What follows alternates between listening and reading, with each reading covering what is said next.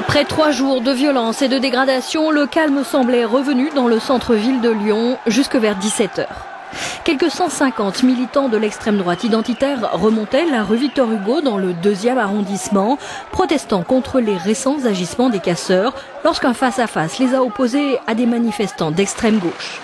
Les 250 CRS qui encadraient le cortège ont alors formé un cordon de sécurité pour s'interposer et éviter l'affrontement.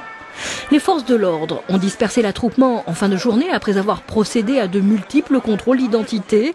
De sources policières, 2 personnes détentrices d'armes confectionnées à partir de chaînes à vélo ont été interpellées et placées en garde à vue.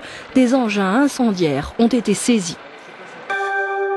Les commerçants de la presqu'île lyonnaise avaient eu quelques heures de répit aujourd'hui pour procéder aux réparations de leurs devantures ciblées par les émeutiers. Bilan économique des événements, Sophie Valzeki, Mouloudaïssou. Mardi et surtout hier, la plupart des magasins est resté fermés. Les recettes sont en baisse et les dégâts se chiffrent en milliers d'euros.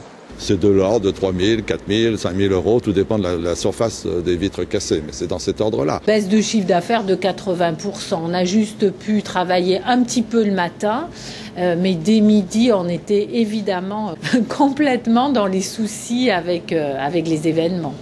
Selon les commerçants, les scènes de pillage qui circulent sur Internet et les images des forces de l'ordre encerclant la place Bellecour ont dissuadé les clients de venir en presqu'île.